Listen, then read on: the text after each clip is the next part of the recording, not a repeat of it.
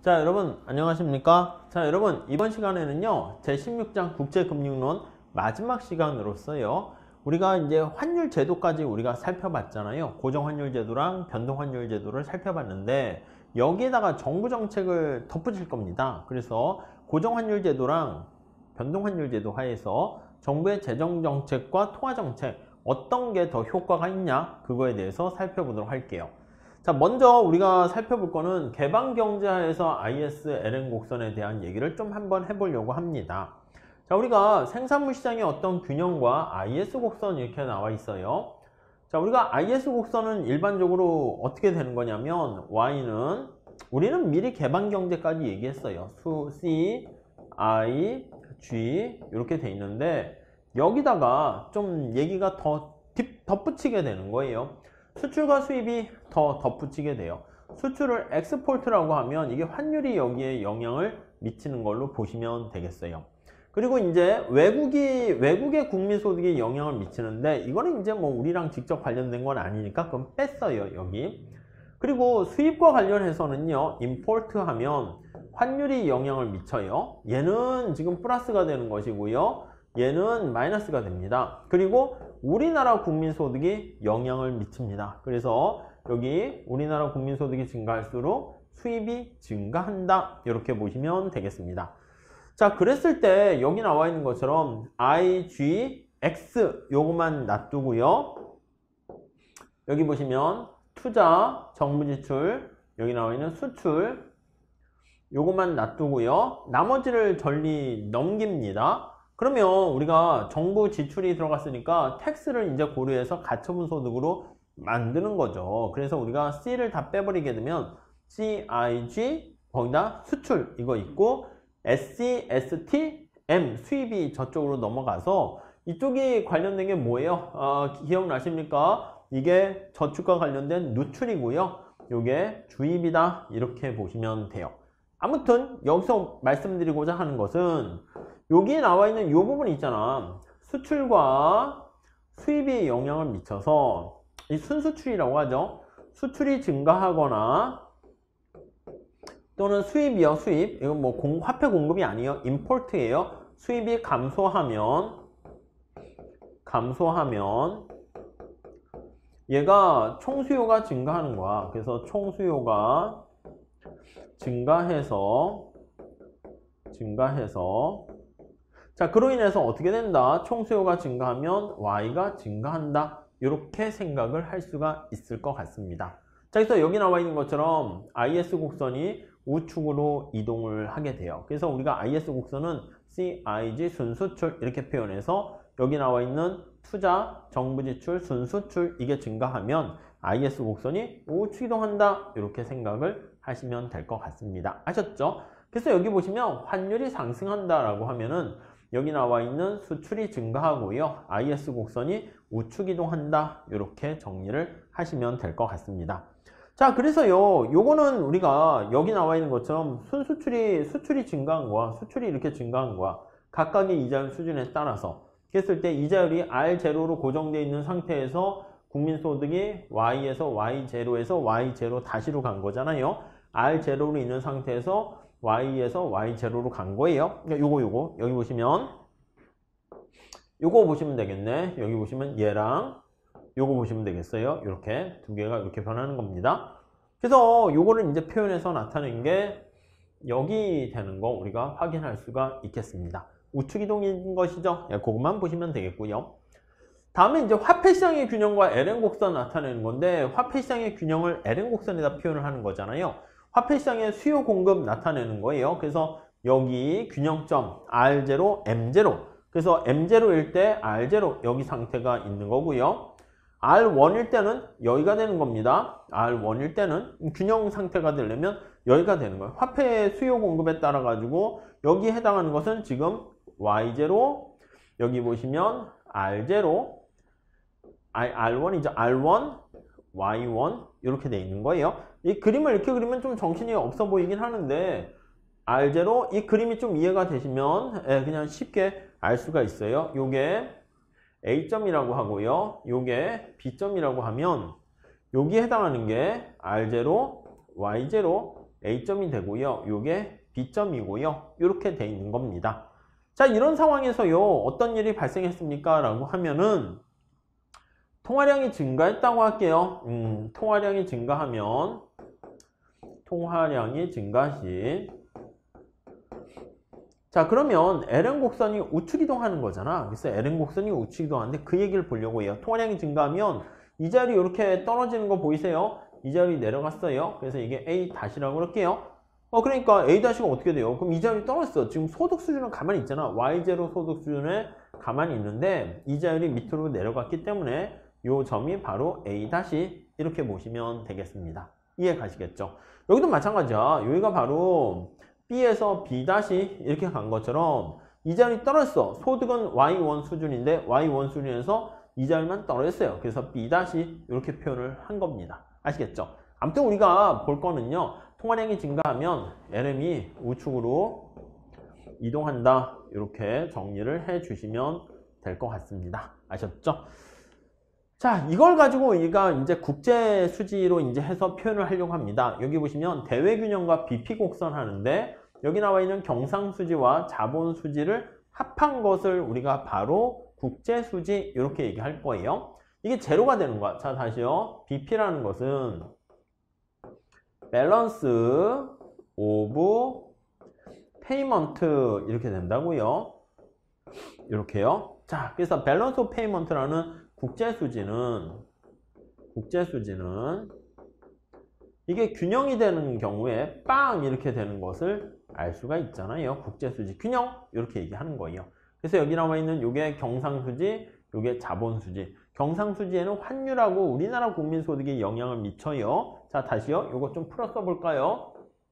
자, 여기를 좀 풀어 써보게 되면 수출은 환율, 외국의 국민소득 이게 플러스 마이너스 외국의 국민소득은 뭐 우리랑 뭐 직접 관련 없으니까 빼버렸어요. 수입, 환율, 우리나라의 국민소득 그래서 얘는 수입은 환율의 마이너스 수입은 국민소득의 우리나라 국민소득의 플러스 이런 관계가 있어요. 우리나라가 잘 살게 되면 외제 물건을 많이 사게 되는 거니까 순수출은 수입 증가로 인해서 순수출은 감소합니다. 자, 그리고 요거는 이제 자본수지입니다. 자본수지.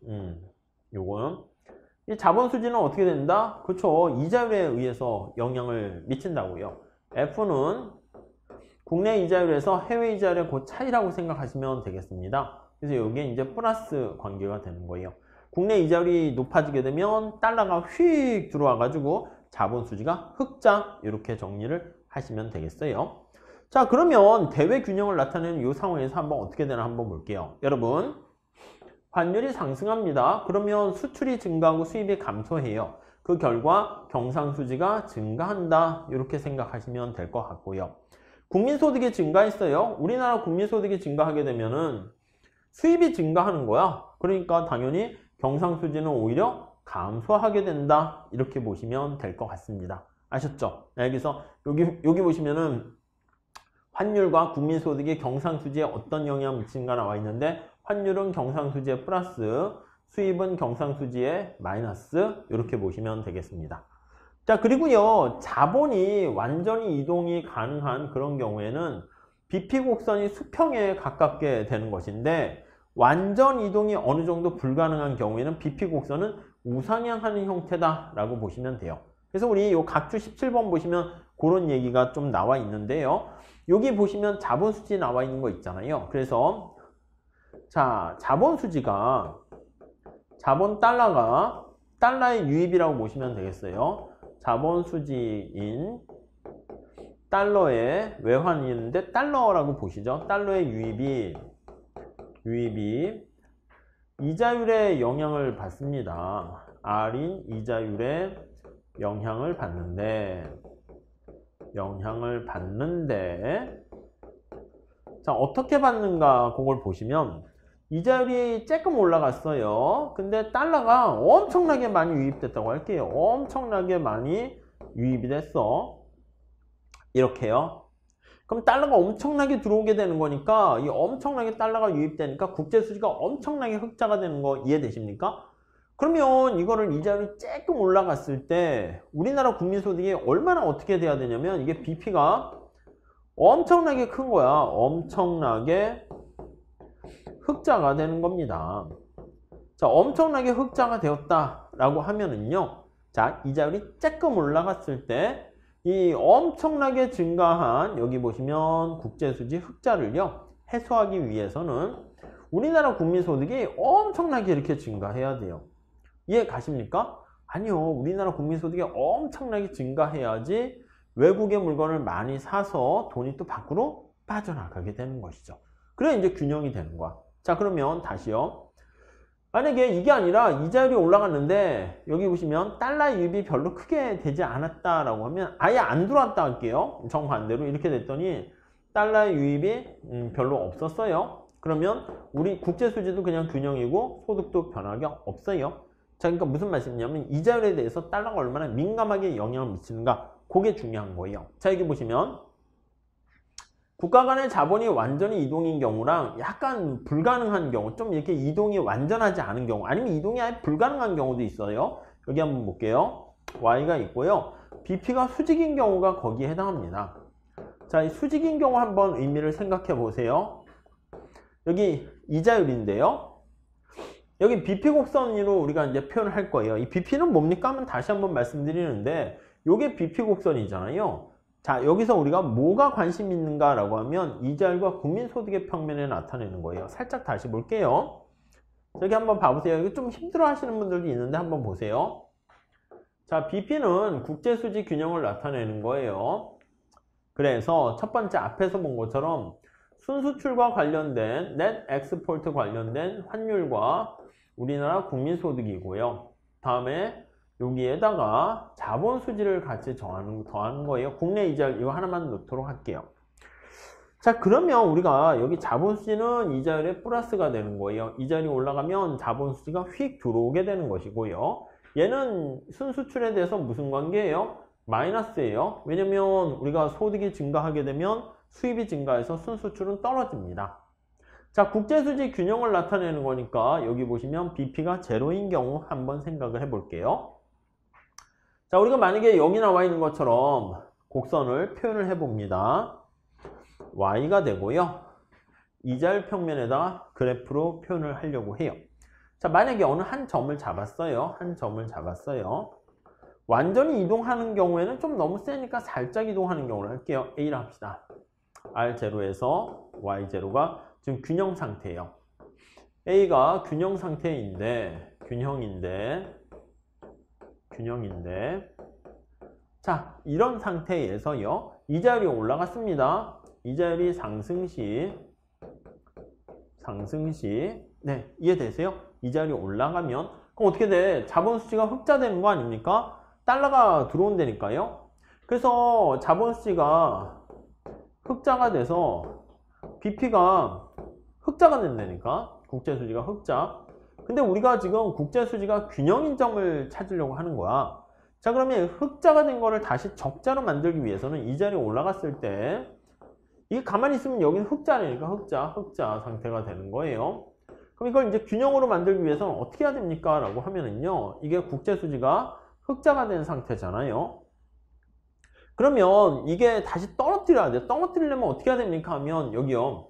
얘가 이제 올라간 거잖아. 그럼 얘가 이제 내려가야 된다니까. 그래서 얘는 그대로 변함이 없어야 되는 거죠. 이해되세요? 식 하나 잘 써놓고 한번 체크해 보세요.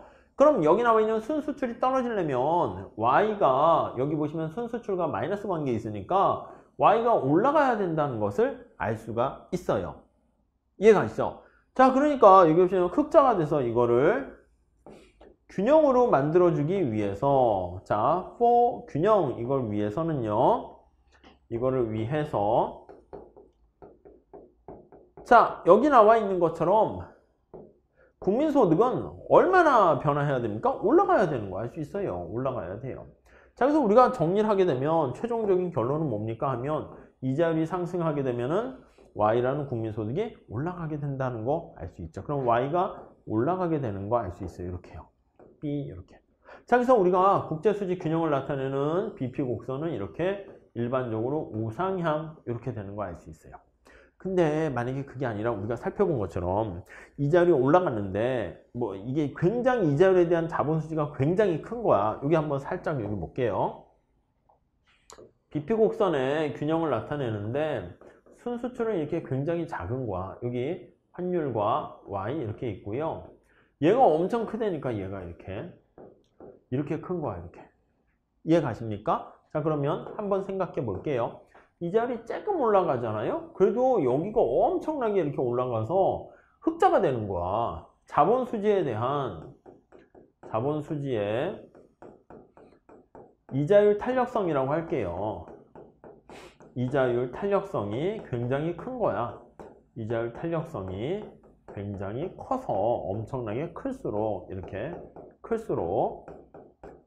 자, 그러면 이자율이 좀 올라가도 국제수지가 여기 보시면 자본수지가 올라가서 흑자가 되는 거예요. 그럼 얘가 어떻게 많이 내려가야 되는 거 아니겠습니까? 이 많이 내려가기 위해서는 Y가 엄청나게 또 증가해야지 된단 말이에요. 이해 가십니까? 자, 그러면 이게 클수록 균형으로 만들어주기 위해서는 이자율이 조금 올라갔어요. 이자율이 조금 올라갔는데 Y가 어떻게 됐어요? Y가 엄청나게 많이 올라가게 돼서 균형으로 된 거 알 수가 있잖아요. 그래서 이거를 만약에 식으로 정리를 해볼게요. 정리를 해보면 Y가 있고요. 이자율이 있는데 여기서 이자율이 조금 올라갔는데 Y가 엄청나게 이제 길게 간 거예요. 이해 가십니까? 자본 수지에 대한 이자율 탄력성이 굉장히 크게 되면 여기 나와 있는 것처럼 BP 곡선이 이렇게 거의 수평에 가깝다라는 것을 알 수가 있게 됩니다. 이렇게 보시면 되겠습니다. 자, 그래서 다시 한번 정리를 해보면 기본적으로 이자율이 올라가면 국제수지 균형을 만들기 위해선 소득이 증가해서 BP가 우상향하는 경우가 있을 수 있고요. 근데 이자율에 대해서 이쪽 자본수지가 엄청나게 크게 되면 이자율이 조금 올라가도 국민소득이 엄청나게 증가하게 되는 거니까 수평에 가깝게 되는 겁니다. 이렇게 되는 거죠. 반면에 이게 아니고요. 여러분 이거 한번 생각해 볼까요? BP 곡선이 이렇게 생긴 거야. BP 곡선이 순수출이 이제 굉장히 큰 영향을 미치게 되고요. 환율과 이렇게 우리나라 국민소득 하나 더 쓸게요. 환율과 우리나라 국민소득 영향이 있고 여기 나와 있는 여기 얘가 이제 굉장히 작은 거야. 이렇게 되면 어떻게 될까요? 자, 이렇게 되면은 우리가 이제 지금 살펴본 것처럼 얘가 이자율이 엄청나게 많이 올라갔다 할게요. 올라가도 이게 별로 영향을 안 미치는 거예요. 그래서 얘 Y에 영향이 없다고 칠게요. 그럼 이게 어떻게 돼?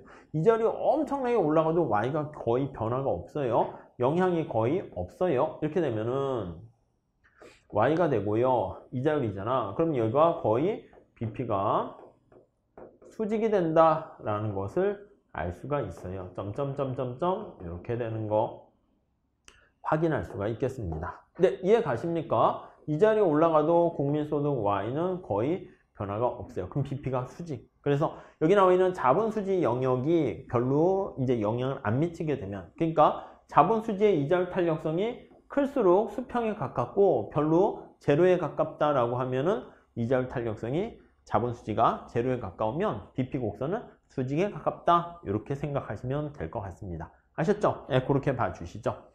자, 요거 좀 어떻게 보면 어려운데 좀 잘 체크해서 봐주시고요. 그래서 자본이동이 완전히 이동이 가능한 경우에는 얘는 수평에 가깝고요. 그리고 불가능하거나 완전한 이동이 아닌 거예요. 그러면 얘는 우상향이고요. 자본 이동이 아예 불가능이야. 아예 자본이 아예 이동이 불가능한 경우, 불가능. 왼쪽에 보시면 자본 이동이 이거는 불가능한보다는 완전하지 않은, 이렇게 볼까요? 완전하지 않은 경우, 이렇게요. 이렇게 보시면 돼요. 그리고 이제 국제수지가 머릿속에 암기하셔야 됩니다. 위에 있을 때 흑자예요, 흑자. 아셨죠? 밑에 있을 때가 적자. 왜 흑자입니까? 하면 국민소득이 여기 있을 때 우리가 균형이잖아. 근데 이 자리 올라가면 어떻게 돼요? 여기로 가면. 이 자리 올라가면 자본수지가 흑자가 돼서 흑자가 되는 거야. 달러가 들어오게 되는 거죠. 이해하실 수 있으시겠죠? 그래서 우선 첫 번째, BP 곡선 상에 있으면 국제수지 균형. 그리고 BP 곡선이 이렇게 있을 때 상방에 있으면 흑자. BP가 0보다 큰. 밑에 있으면 적자. 이렇게 정리해 주시죠. 그러니까 이게 사람의 모자라고 씁시다. 모자 이렇게 있어가지고 모자를 쓴 사람, 배가 볼록 튀어나온 사람이에요. 그래서 이렇게 생각하시면 일어나세요 하게 되면 모자를 쓰고 있는 사람이 이렇게 배가 볼록 튀어나왔어요. 이 배 쪽이 흑자예요. 일어나세요 하면은 이렇게 해서 볼록하게 튀어나왔어요. 여기가 국제수지가 흑자, 여기가 국제수지가 적자 이렇게 보시면 될 것 같습니다. 아셨죠? 그렇게 체크하시면 되겠고요. 자, 그래서 우리가 여기 보시면 환율 변화 관련해 가지고 이렇게 쭉 표현을 할 건데요. 국제수지가 흑자가 되잖아요. 흑자가 되면 BP 곡선이 이렇게 우측 이동한다. 이렇게 정리를 하시면 되겠습니다.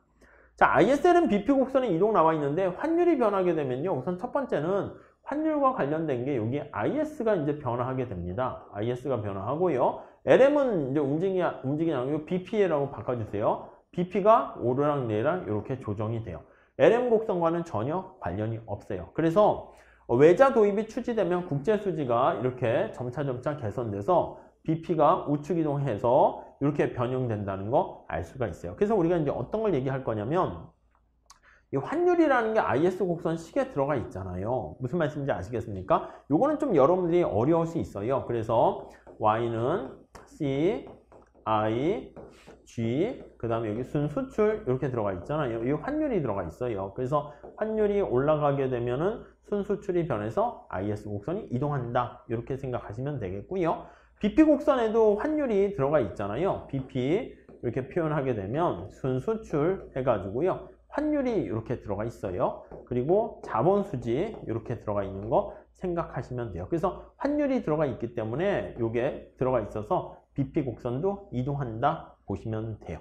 그래서 이거는 여러분들이 어떤 거 보시냐면 여기 한번 볼게요. 개방경제 하에서 대내외 균형 이렇게 표현을 하게 되는데 생산물 시장과 화폐 시장이 동시에 균형을 이루는 것을 의미하는데요. 대외 균형이 바로 국제수지 균형을 나타내는 것이고 ISLM, BP가 만나는 이 세 개가 만나는 점이 바로 ISLM이 만나는 곳이 여기 보시면 대내 균형이고요. BP가 균형을 이루는 것이 대외 균형이에요. 그래서 얘는 대외 균형 이렇게 보시면 되겠고 여기 나와 있는 얘와 얘가 같이 모여 있는 게 대내 균형이다. 이렇게 정리를 하시면 되겠습니다.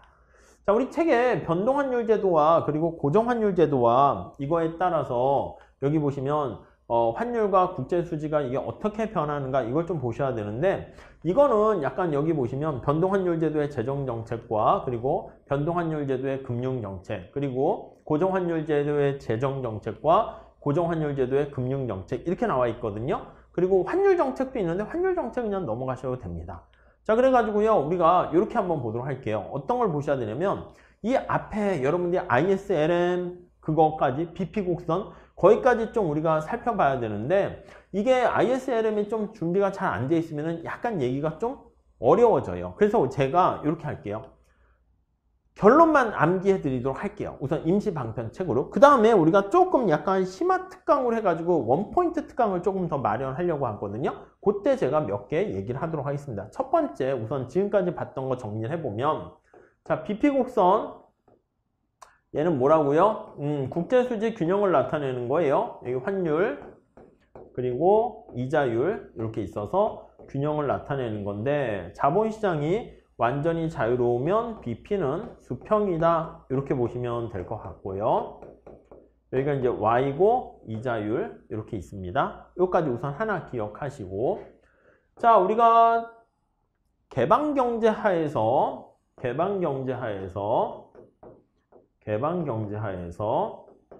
재정금융정책을 실시하는 거 한번 생각해 볼게요. 이때 이거 암기하세요. 고재, 변, 통 이렇게 한번 체크해 주세요. 고재, 변금 이렇게 해도 돼요.